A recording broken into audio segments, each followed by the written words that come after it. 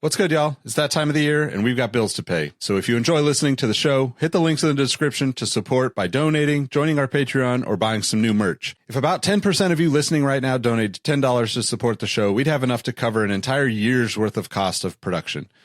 Over the years, I've been very intentional about turning down ads for things that didn't align with our values, so you don't have to listen to us talk about gambling or boner pills or any of that other crap. But that's only possible through the support of you, our listeners. So we've created some new ways for you to support, and again, if you enjoy listening to the show, hit the links in the description to support by donating, joining our Patreon, or buying some of our new merch. And of course, don't forget to tell someone you like their kicks today. You never know how far a compliment will take you, and we all know how good it feels to be on the receiving end of some appreciation. Now let's get into today's show.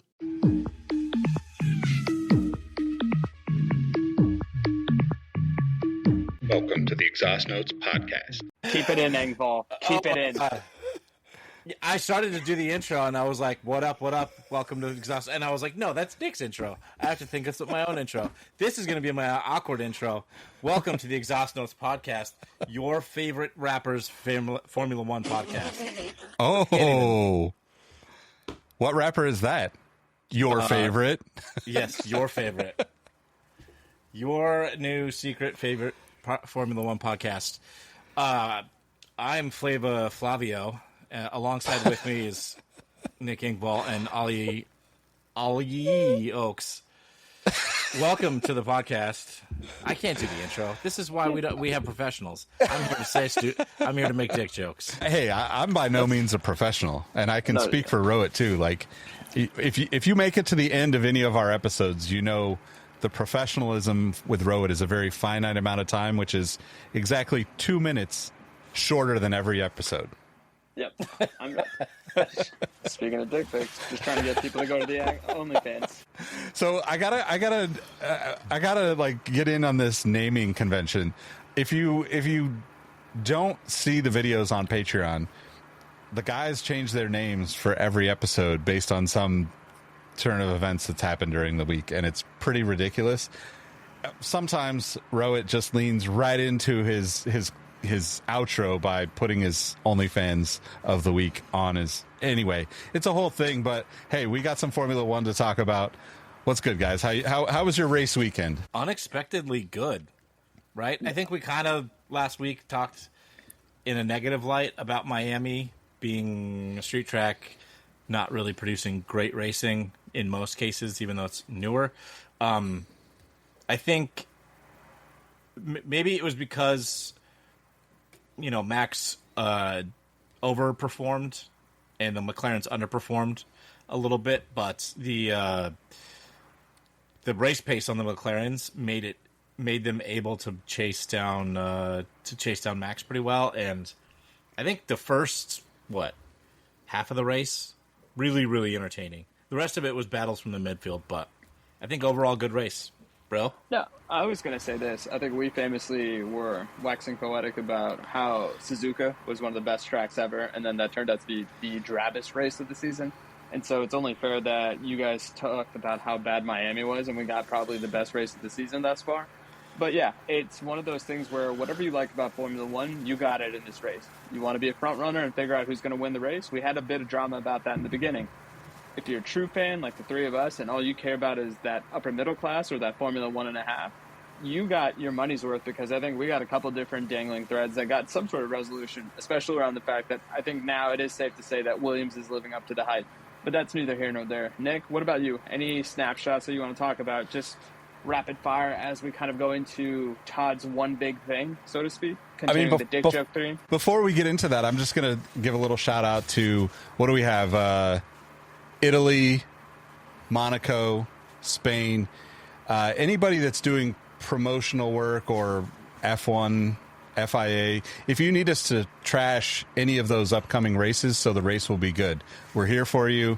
Emails are in the description of the episodes every time. So if you need us to boost the actual on-track experience for race fans, we can just tell everyone that it's going to be shit off the track, and then it'll apparently be a good race. So that's all I got. Monaco's going to be trash. It doesn't matter. We're not even trying to jinx it. It's going to be trash.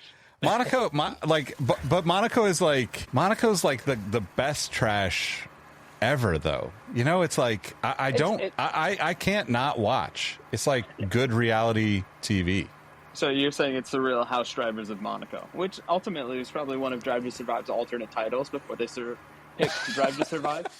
And they all live there, so it very well could be the Real House. Not all Drivers. of them. Wasn't there somebody who allegedly got a tax benefit of not going there? Oh yeah, Pierre Gasly. Yeah. So it could be trash. Well, it's probably going to be trash, but it's the best qualifying of the year. Let's keep it at that. And if it's a wet race, we've had some pretty epic wet races and bad Ferrari strategy, which made epic wet races. So okay, let's talk about this real quick. We're getting ahead of ourselves, but is Monaco trash to you guys because there's no passing? Is that what it is? Like basically you're in order and you almost never see anybody pass? It's not that there's no passing, because there's a couple, right? There's maybe 10 or something throughout the whole race. Yeah. It's that you can't pass. And I just said that there's like 10 at the race. Like, even with a tire offset and a pace offset between the two cars, it's very, very, very, very hard to pass. Yeah. Yeah, I use the analogy of, what's the old Chris Farley character on Saturday Night Live? Or was it one of his movies where it's like fat guy in a little suit? That's Monaco. Like, the first time you see fat guy in a little suit, you think it's the funniest thing in the world. How can a man that large shrink his body into a suit that small? But then every other time you see it, you're like, this is just sad. Like, and maybe that's because you kind of figured out this is exactly what happened with Chris Farley, was he didn't have the most happiest of endings, so it's kind of bleak, everything you watch of his. And that's how I feel about Monaco. Like, the quality is great the first time you see it, but then after that, you're like, can't believe I'm going to dedicate 2 hours to this parade procession, as a wise man once brilliantly said about that race. I just feel so nostalgic watching that race, and I know that like the cars now are so massive. Like I go back to like make the cars smaller again, so that we have some sort of realistic possibility of passing on all tracks, no matter where you're at. Because part of the problem is you have we used to have 12-foot long cars that were 6 feet wide, and now we have 18-foot long cars that are 12 feet wide. And it's just like, okay, well, you can't race on the track with that big of a vehicle and actually get enough action going on. But I know we're not anywhere close to that. I mean, hey, we are as close to that as we've ever been now that V10s are possibly coming back, right? Yep. For those of you not watching, I'm rolling my eyes right now. It's gonna happen. I'm gonna manifest that one. No more turbo hybrids. Just give me V10s and green, quote unquote, fuel. So speaking of manifestations, Todd, can you share with the listener this tremendous stat you shared with Nicholas and I right before the race? I will, but I want to say one more thing about Monaco. If you're gonna watch anything that weekend, watch F2 and Formula One Academy. I bet both of those races will be bangers. Also, total sidebar. You know what'd be really funny is it us to watch quali and then not watch the race and then do like a 15-minute podcast after the race, not having watched it, to talk about it and be like, oh, this happened and this was good and this was bad, and then go back and watch it and see how close we were. Don't give listeners the idea of me actually watching the races before I get on. Come on, we need to keep certain things. That's a little inside baseball. Yeah. Oh, that's hilarious. Okay, the stat that I saw posted up. In 27 seasons, the driver who won 4 of the first 6 races became champion 26 times. Only Niki Lauda in 1976 failed. Oscar Piastri has won 4 of the first 6 races. So do we congratulate him on his first F1 World Championship? Not only do we congratulate him, we also say happy trails to Lando, because he's not going to make it past next season as a McLaren driver. I think you have to cut ties with him, but that's a hot take for another episode. God, yeah. Yeah. Well, I mean, I am happy for Lando because I can't get away from his eBay Motors parts commercials everywhere I go on the internet. So apparently this partnership has allowed him to start finally building his own car to his spec. But he's only bought like 2 parts. So I don't know. Maybe he's just not a car guy. which would be super disappointing to me. But how have I never seen that commercial? I was going to say, really? I've never seen, yeah. Oh my God, I see it like 20 times a day. Well, it's Nick, on YouTube pre-rolls. It's on, like, it's just everywhere for me. Thank you, Nick, because now I feel that Todd and I are only going to start seeing that episode because the algorithm is always listening. I mean, if finally do, then that's just proof that we're in the simulation. But, like, I'm on eBay a lot.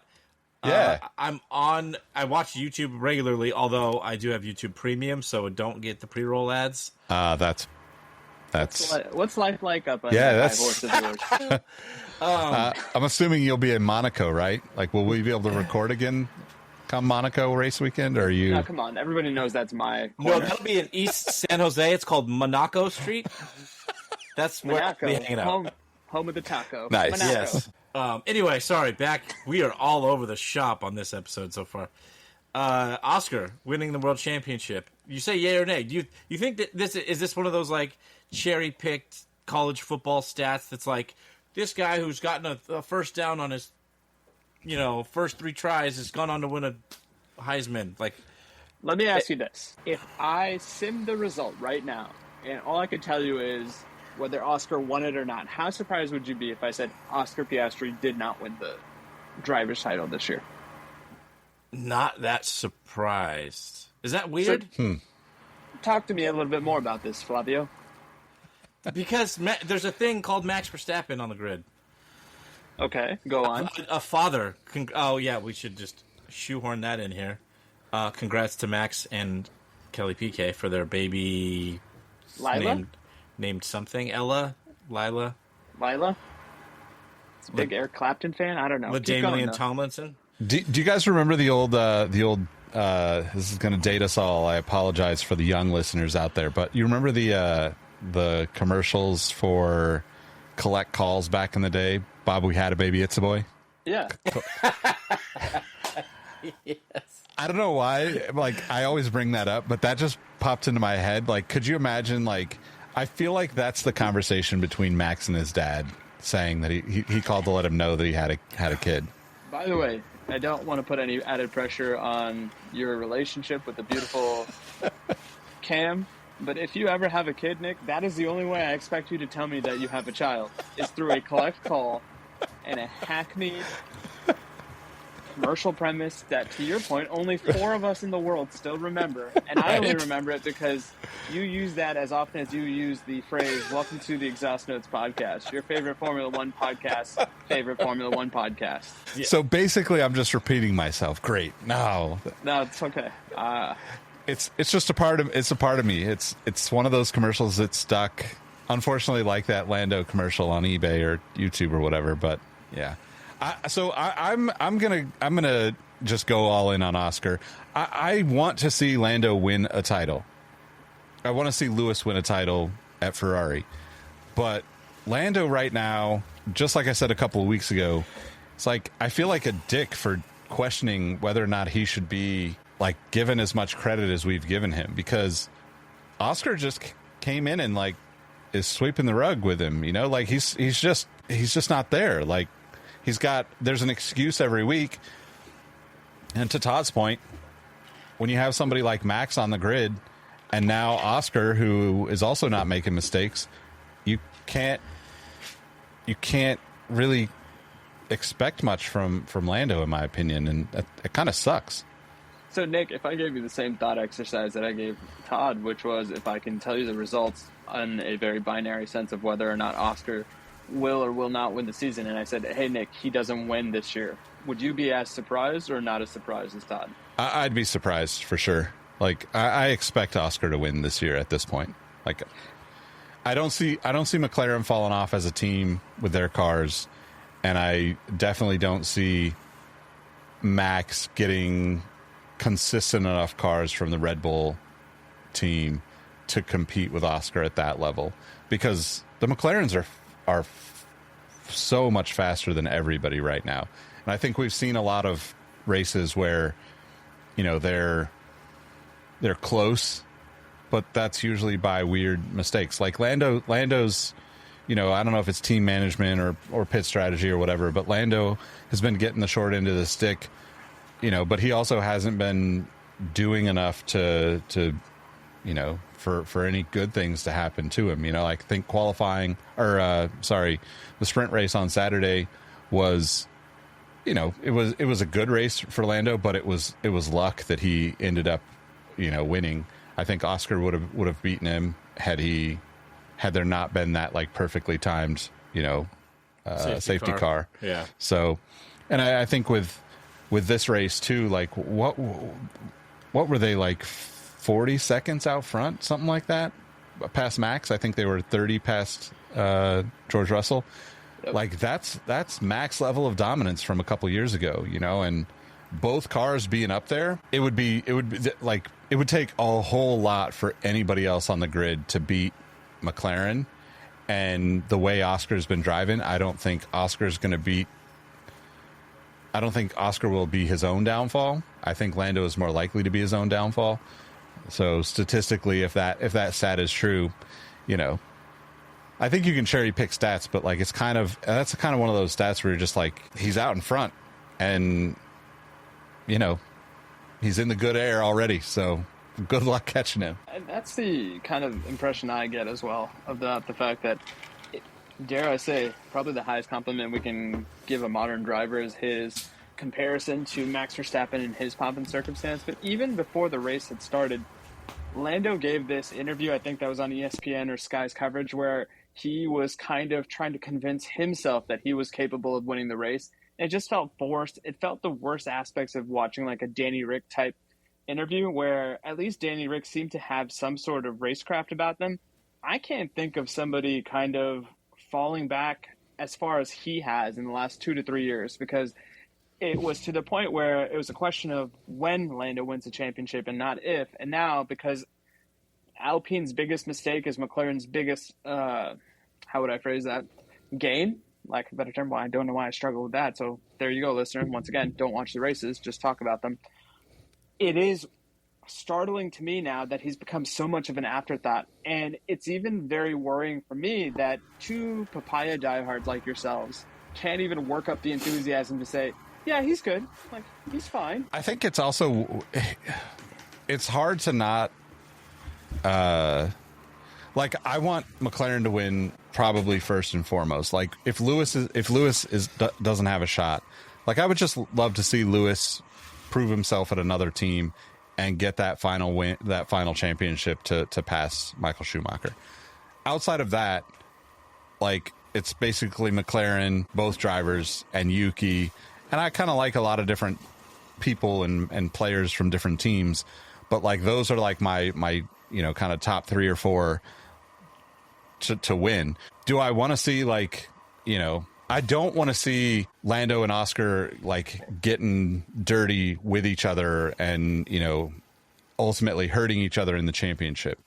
They're still, like, when you look at, like, hearing the stat from Todd and then looking at, like, you know, it's only a 16-point difference. We're only a quarter of the way through the season. There's still so much that could happen in the season. But when you have a car and a driver that's able to get out in front and not be bothered by the rest of the field, it's just proof that, like, that is, like, the best way to win in Formula One. That stat is proof of that, in my opinion. The thing is, like, there isn't another scenario where Lando goes someplace else or you know, somehow just flips a switch and becomes the best driver on the grid.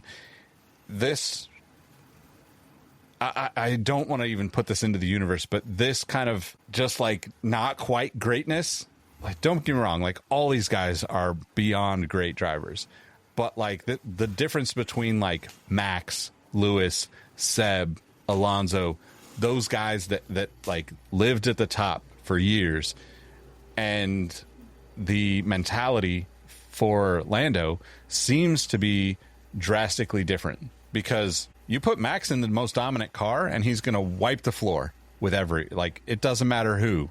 He is beating everybody by, you know, probably by laps. If he's in that McLaren car, I bet you he's another 5 or 10 seconds ahead of Oscar. Like, I don't think any of us or anybody would really deny that.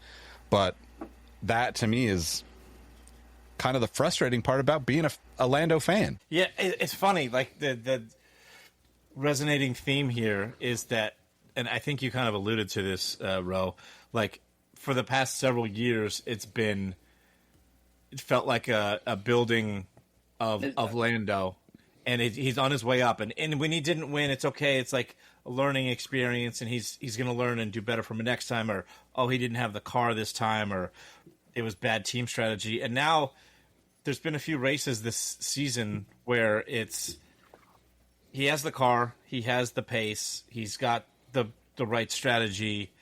He just can't beat two things: Max at the start and his teammate at all other times. Like we saw him, he qualified on pole for the race, and he was was he second or third for the sprint race? I think maybe third. I don't know. Yeah, I think he was third. Up there, at the He was pointy on the end, podium, listener. He was on the podium. Yeah, at the pointy end, as they say.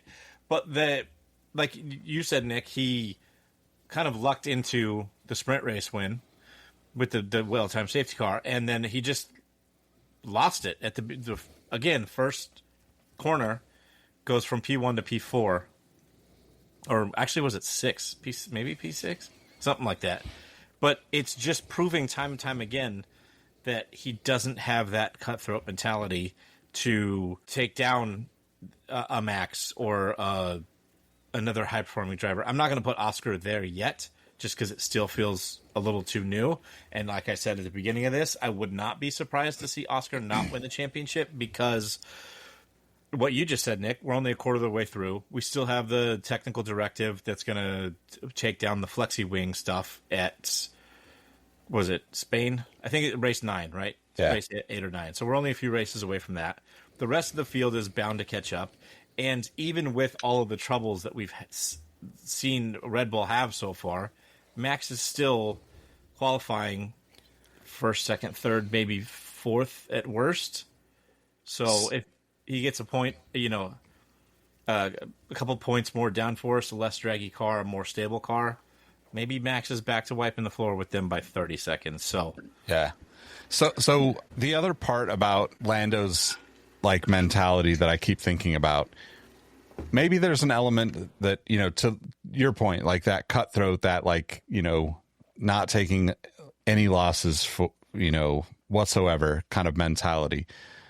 The other possibility that I could see happening, Max has been beating Lando since, it's 10, 12, 15 years of them racing against each other. So like he's used to losing to Max all up and down his racing career.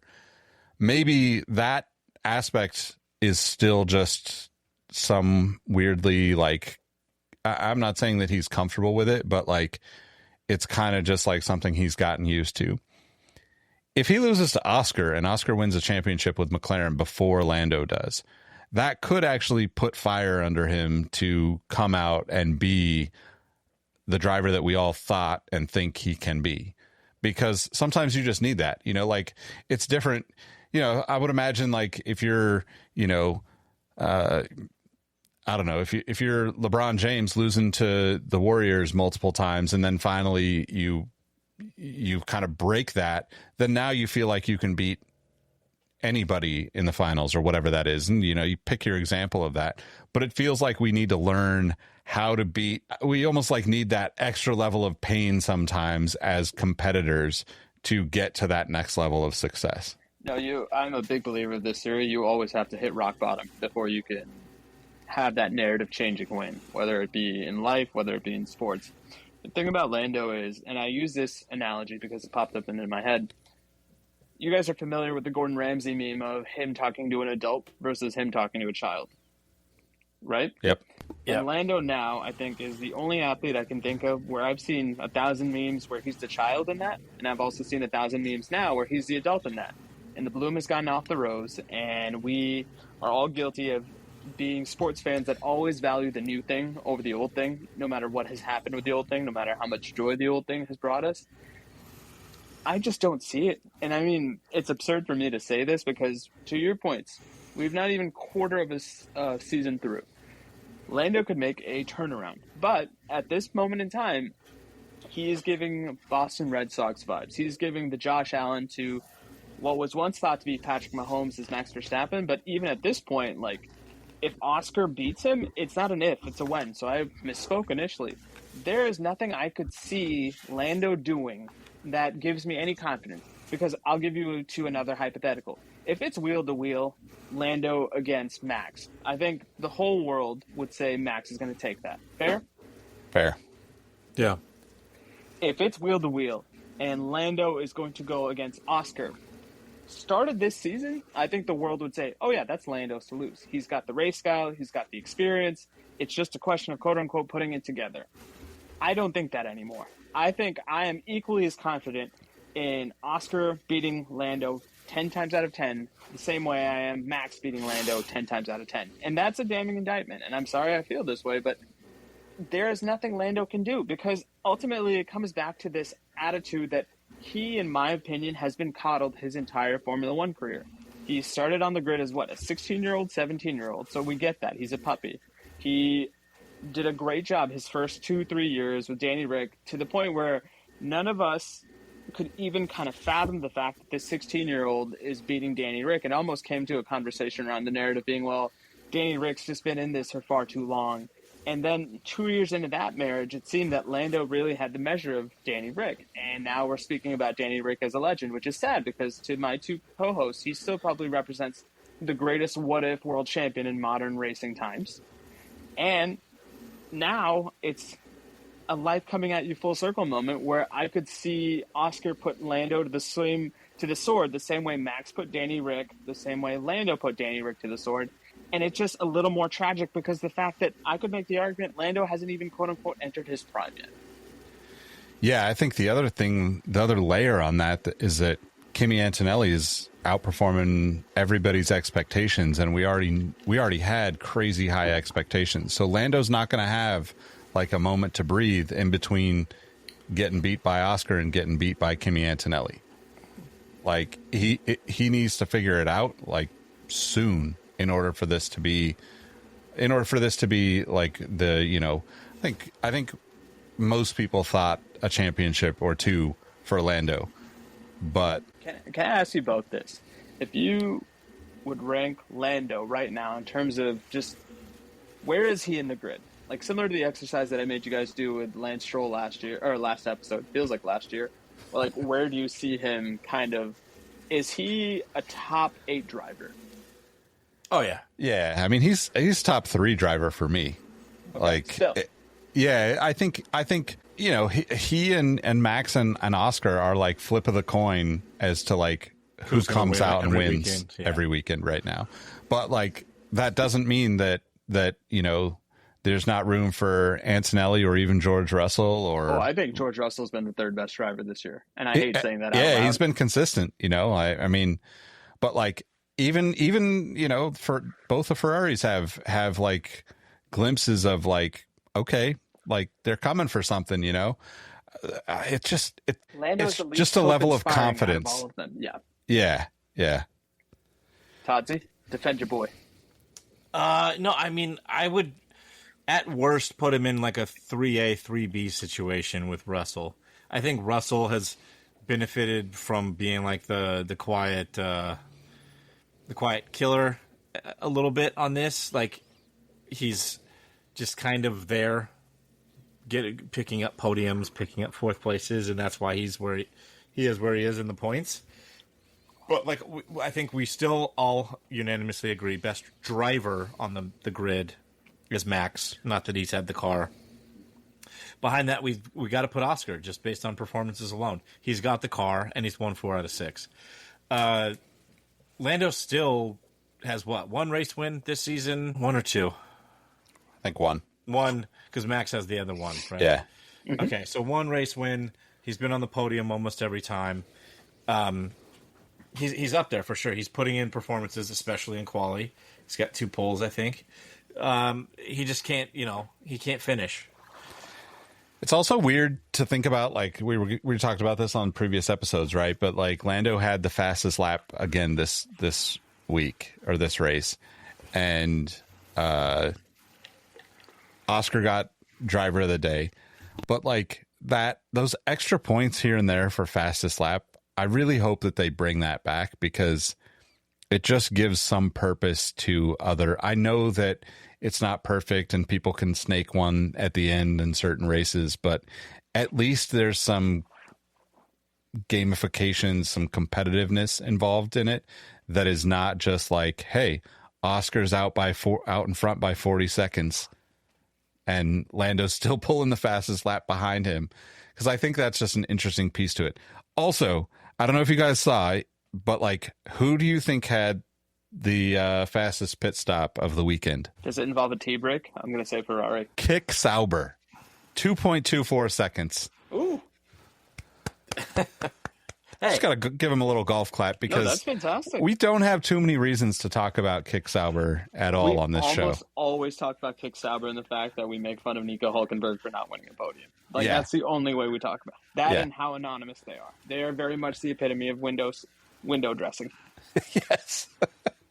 But to be fair, granted, they don't have any points, or they have like 6 points, I think, on the year. But Nico Hulkenberg is having like a decent season given the circumstances and the team and the car he's in. He's actually performing really well, which is a shame because it's like his curse lives on. His curse lives on, but I also think he made, and this kind of sounds absurd as you say it out loud, he made a mistake leaving Haas for Kick Sauber. Now, granted, it's all about the green, and I'm not talking about the car livery, but I don't think that was his choice. I think he got the boot. No, I think he got the boot. They wanted a fresh blood. K-Mag was the only one that got the boot, and Nico was the one that made the decision. No, they said that they weren't bringing either driver back, and so he knew he wasn't. Okay, so that's why he went looking. But Godspeed, Nico. You'll get that podium someday. You got the podium of our heart. You, Yuki, and Lance Stroll. That's the pod's dream podium. Yes, yeah, it is. That would break the podcast, and I think we'd all retire after that particular configuration of winners. Be a walk-off, yeah.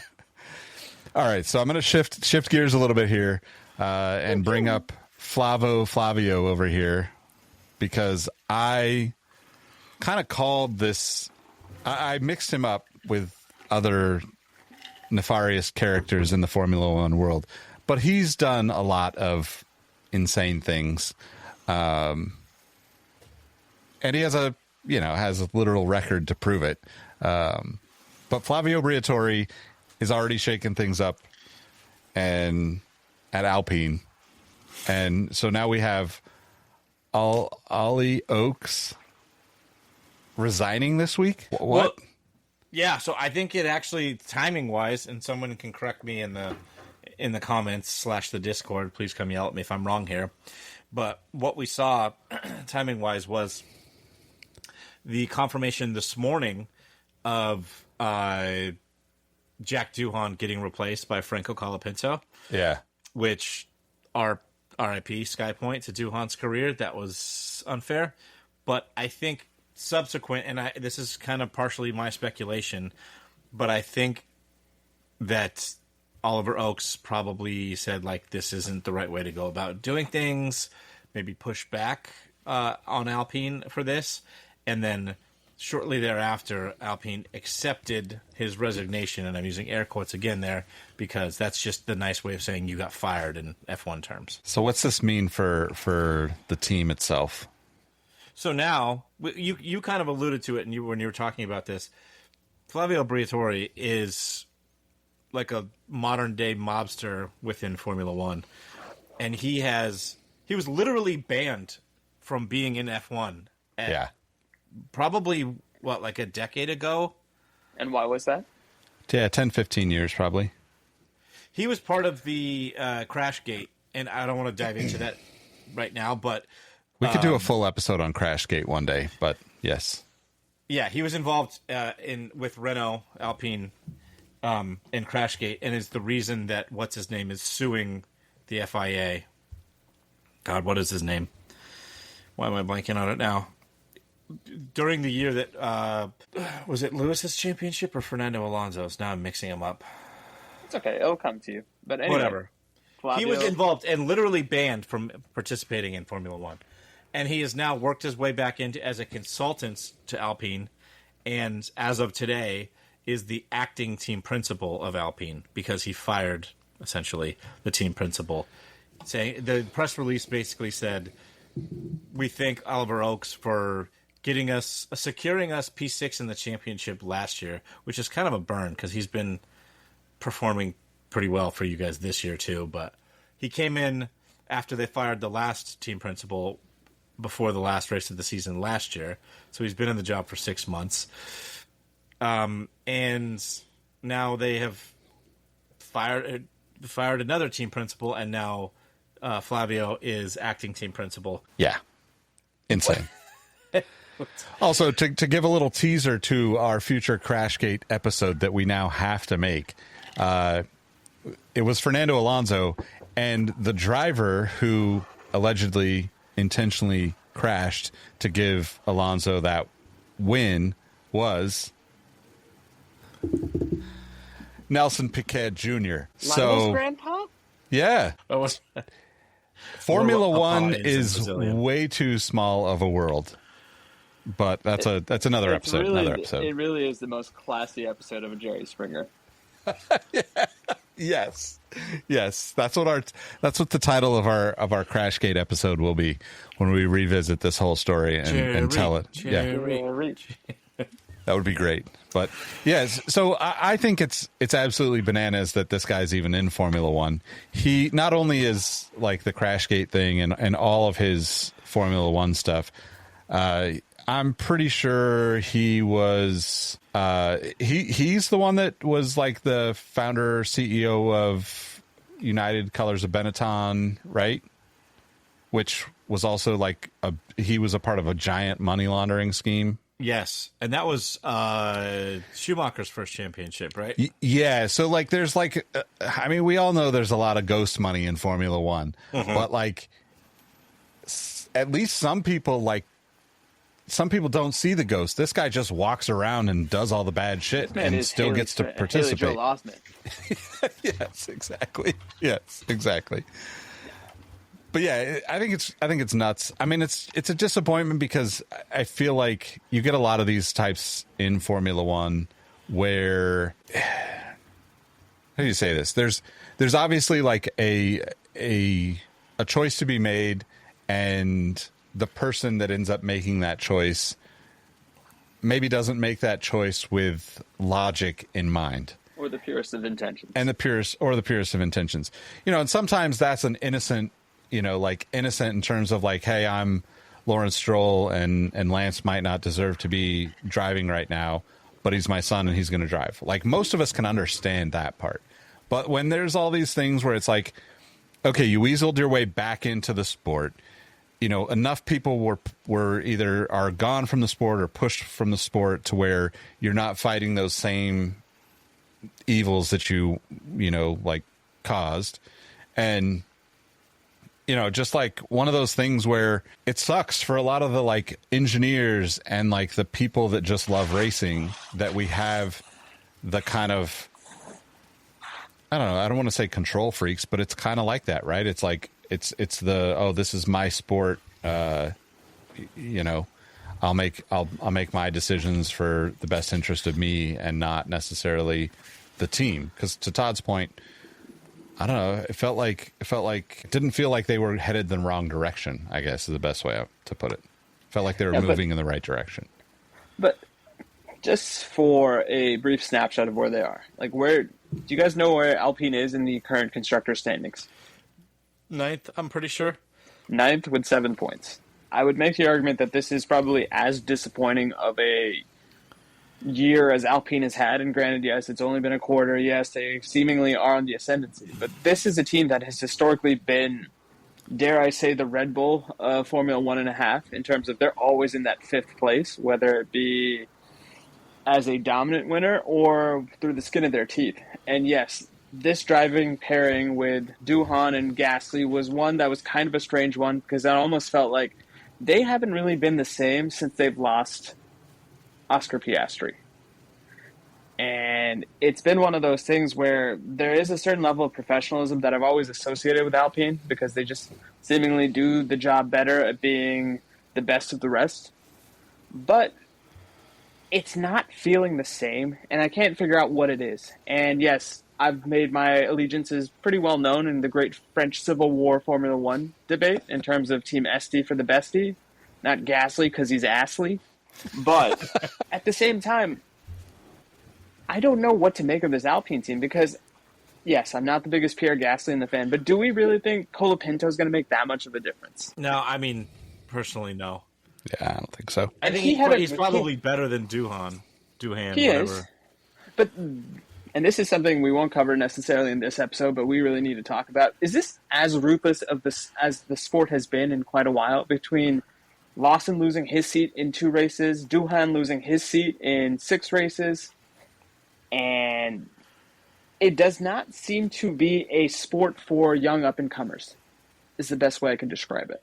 Well, it's actually the opposite of that. It's only the up-and-comers, right? To a fault.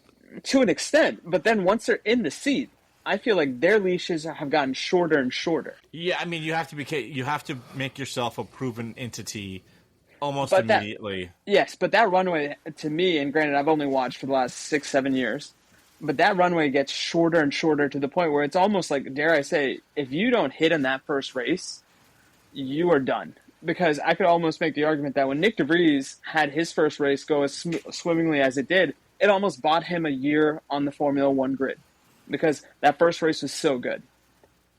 Yeah, I mean, happenstance, right? He was there, right place, right time, right events in the race. But got him a seat, though. You're right. Yeah. Got him in the seat, and it got it through probably the smallest sample size possible, which was just one race. So that's where I'm now wondering, you are, and not just Alpine, Red Bull, but the entire Formula One grid, you are putting a very dangerous precedence in place now where you are just saying, hey, these guys have to hit right off the bat. And to me, that doesn't seem to be the most sustainable, especially as you try to grow the sport, because yes, we have the likes of a Fernando Alonso, we have the likes of a Lewis Hamilton that are racing until they're 40, probably could go till 45. But at this point, that becomes more of a necessity than a luxury if we're shit-canning these young drivers so quickly.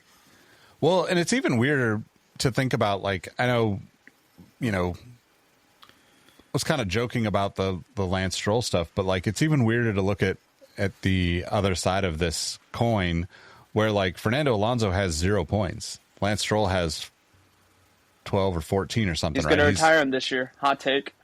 Yeah. I mean, it does make you wonder, like, what, when half the grid is like, oh, this young driver is not in the points, he's out. And then you've got like, even, honestly, Nico Hulkenberg, like he's not a bad driver. He's not driving any better than he has in the previous years of his career, though. So, like, what's the point of keeping people around? And I also think like there's an element that we don't really talk about much with these younger drivers is like the sponsorship dollars that can come with them. We talked a lot about that with Checo Perez, but like and Guan Yu Zhou and like both those guys make total sense to actually have them on the grid right now, the way all these rookies are driving, in my opinion, with the exception of, Ollie Behrman, basically, like, and Kimi and Kimi. Yeah. But like you could drop either of those guys into, Duhan's seat, Lawson's seat. Like it could easily be, I don't know that they'd be, jumping up the grid, but they definitely outperform where those guys are performing right now. Yeah. I mean, it's all not going to matter though, because back to the original point of this, it's going to be Flavio's team from here on out. I would expect him to be the acting team principal through the rest of this year, and he'll probably cherry pick somebody that's just a yes man to him going forward. Yeah. He's like super in tight with what's the Alpine CEO's name? Or Renault, whatever. Alain Renault? No, Luca De Meo. He's just like a literal F1 mobster, and he's probably gonna start kneecapping drivers to get. I was gonna say, if Luca doesn't go the right way, do you think he'll be sleeping with the fishes like his namesake Luca Brasi? Maybe. Also, just a couple of quick facts. I had to look up Flavio, his wiki. I forgot about several of these. One, his house in 1993 was blown up by the literal IRA, like the Irish, like they blew his house up. What was he doing to cause the IRA to blow his house up? Also, he's not exactly an attractive man. Not that we're going to shame anybody on the Exhaust Notes podcast, but he's a bit of an oddball-looking dude, especially in the 90s. He's kind of pudgy and weird hair and crazy. If we are going to shame anybody, it's going to be old white guys because we can get away with that, right? Well, he's not even. Oh wait, no. He's the color of tanned leather. He is. He is very tan leather. But he was dating Naomi Campbell in the 90s. And then after Naomi Campbell, Heidi Klum. Yeah. In which he... Define dating. Like dating. Like go to Met Gala dating. It was a real deal. Yeah, with both of them. Yeah. And Heidi Klum. And then they had a kid, but except like once Heidi Klum got pregnant, she broke it off with him, started dating Seal, who we all know. And we repurposed that kid as Seals. Is that what you're saying? But they named the kid after Heidi Klum, and then he went to court to name that kid after himself. Yeah. Or like bring in the Briatore name. Anyway, just a couple of random ass facts. This dude's a nut job. We should talk about him. So he's a nut job because we're looking at this through a Formula One podcast / Formula One fan lens. If this guy showed up on the big screen as a James Bond character who loved racing, he's a hero for a lot of people out there, Todd. He's also very easily could be the villain in a James Bond film. We can say that about half the team principals, if we're being honest with ourselves. Very Horner, true. Very true. Zach Brown, Flavio. Who else could be a James Bond villain? James Toto. Toto. Yep, that's 4 out of the 6. And then give me one more. It could be Ayo. It could be... No, he seems too nice. James Vowles. Like, in terms of... Honestly, the type of James Vowles is cute. Honestly, 100%. Fred could be one of those guys that just laughs. Like, he's always laughing and happy, but he, like, underneath, he's like the Goldfinger vibes. Yeah. Speaking of something you just said that now I can't remember because I forgot. Oh, speaking of Zach Brown, I watched an interview on CNBC. Proud McLaren sponsor. Proud McLaren sponsor. Yeah, they actually said that going into the interview, which I respect. Usually these people don't say that kind of stuff. It's just like, hey, we just happen to get this guy who wears our logo around on to talk with us. Interesting thing is, like, the woman asked about the TV deal with ESPN. So I did not buy the Formula One package this year because I just didn't want to spend the money. So I've been watching everything on ESPN this year. It's not been horrible. It's not been like my best experience as a Formula One fan. But Zach Brown basically came out and was like, "Yeah, there's some room for us to improve." He was respectful about it and professional about it. But he mentioned that Apple and Netflix are both interested in carrying Formula One right now, which is a whole can of worms that I thought I'd just drop in the middle of this conversation. Yeah, I mean, not only that, let me add a heaping of dirt on top of the worms because worms love dirt. I thought it was really interesting that this weekend, for all intents and purposes, ESPN shows the Formula One race over the Game 7 Golden State Warriors game that has one Steph Curry. And I don't know if that is pressure, to your point, Nick, of certain tech companies wanting to get involved in the Formula One rigmarole or bouillabaisse or jambalaya. Or guys, I don't know if you can tell I haven't eaten. But at the same time, me either. With all due respect, I was going to say, I never thought it would be that awesome to see a quote-unquote niche sport bump one of the tried and trues of American sports on a Sunday on the most holy of days. Game 7. Yeah. Yes. That's crazy. Even crazier that it's the Warriors, which is a Silicon Valley team, basically, right? Like it's a Silicon Valley team. And then initially, and I was thinking about this, Nick, because I was like, with all due respect, I don't know if there's anybody on the grid that matches Steph Curry's drawing power and global reputation. And then I thought about it, and I was like, no, genius. Steph Curry is basically doing his best Lewis Hamilton impression. Yeah, it could be. By the way, did you see Lewis at the Met Gala? Yeah. And I didn't understand what his outfit was about. I was like, this feels like a little Prince post Purple Rain kind of I aspect. believe the Some theme. of the details about it. Yeah. And, like, the inspiration for it was super cool. Yep. I believe Yeah. the theme was Black Dandy. God, I hope that doesn't get us canceled. Yeah, you're just over the head there. Hold on, I'm gonna look up the theme before I get all of us canceled. But keep going, boys. Hey Siri, what's the theme for the Met Gala?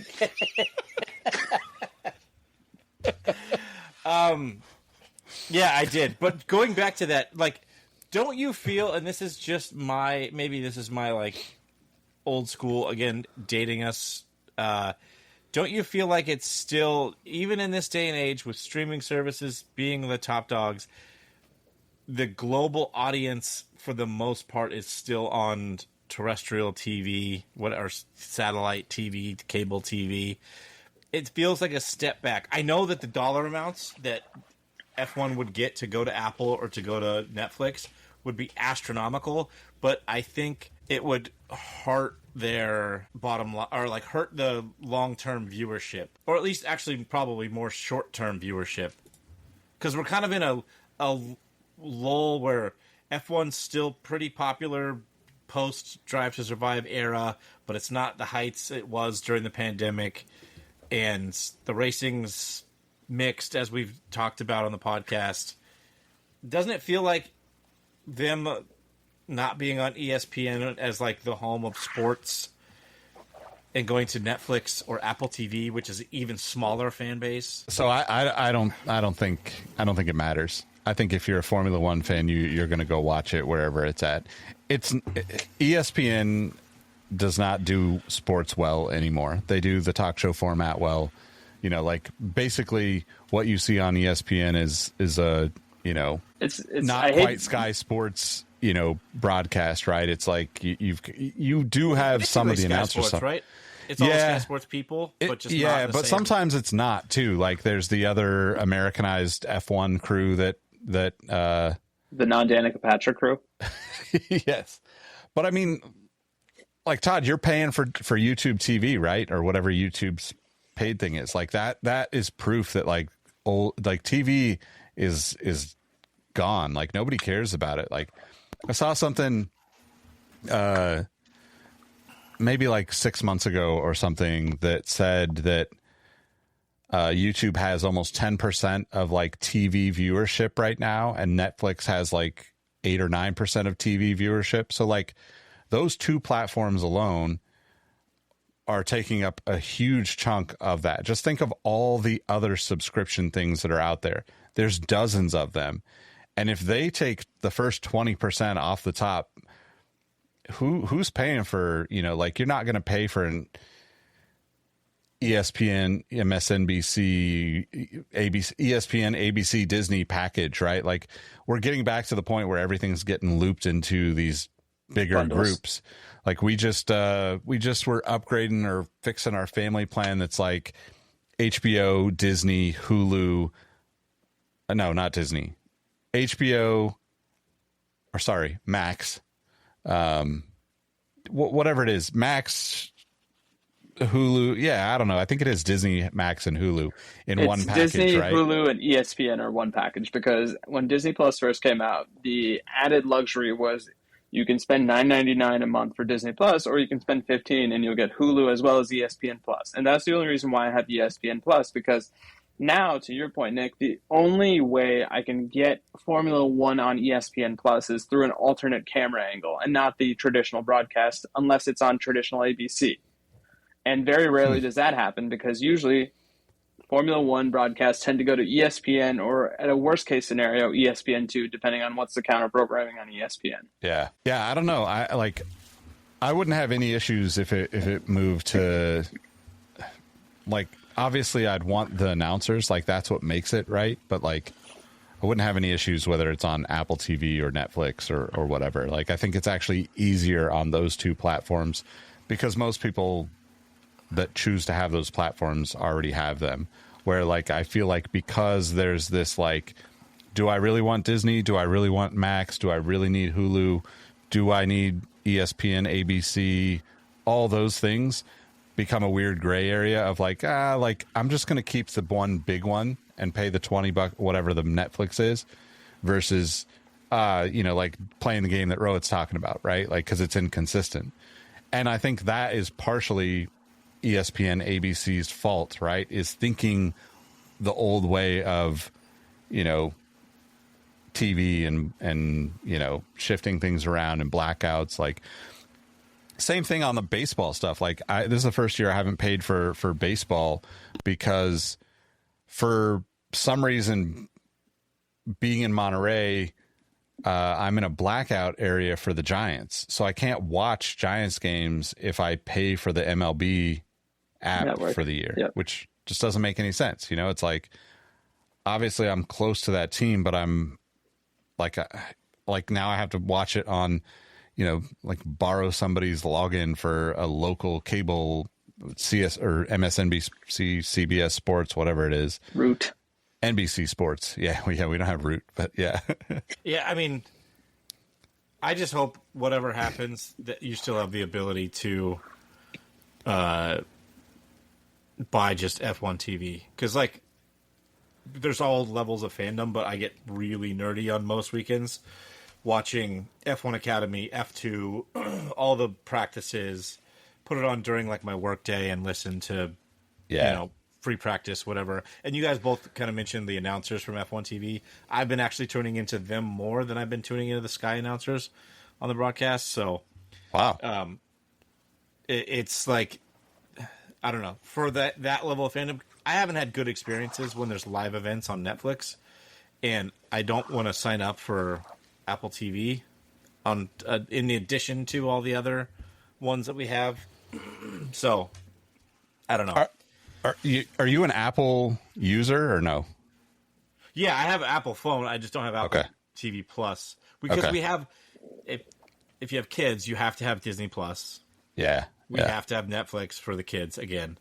And then past that, we don't have YouTube TV. We just have the YouTube Premium because the ads on there are incessant. Well, you should when you watch our videos, you should definitely log out of your app and watch the ads. So no, just kidding.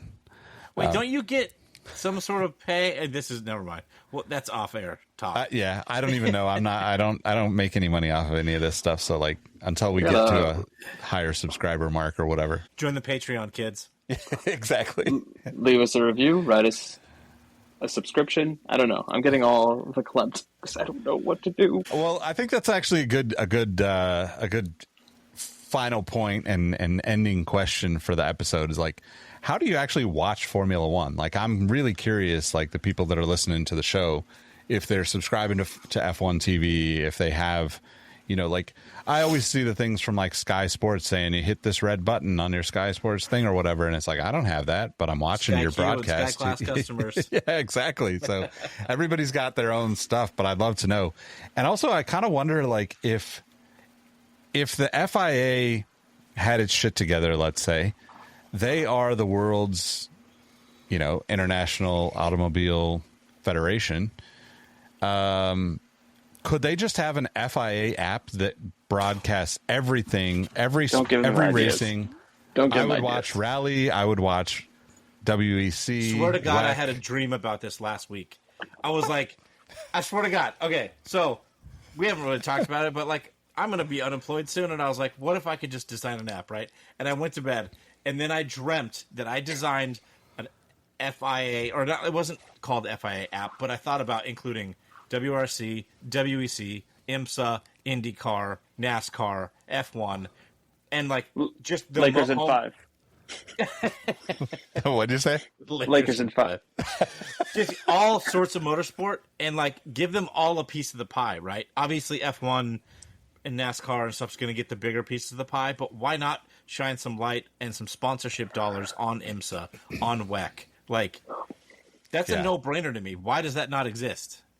They're all governed by the same governing body. I know they're all owned by different, separate, but entities. Yeah. Yeah. But like, is NASCAR FIA though? They might have their own governing body. they might. Okay, so maybe not NASCAR, But there's enough of it to where I think like you could have like a, I don't know. Here's an idea, Todd. What if you build this app and you call it Speed Vision? Speed. That's what the TV channel was like 30 years ago that we watched every racing on. Every Speed TV. Like, I used to watch. Wasn't it Velocity? I was. That was after Speed Vision. It was Speed Channel, and then it was Speed Vision, and then it was Velocity, and then it disappeared, and now we watch everything on these apps. Man, Mike dropped for the grumpy old men, the grumpiest men, whatever that. Yeah, end it now. But yeah, seriously, leave us a review. We would definitely appreciate that, and let us know where you're watching Formula One.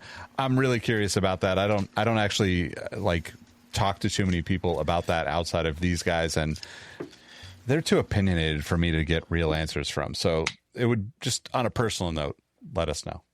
Thanks for rocking with us. We'll catch you in the next one. Peace.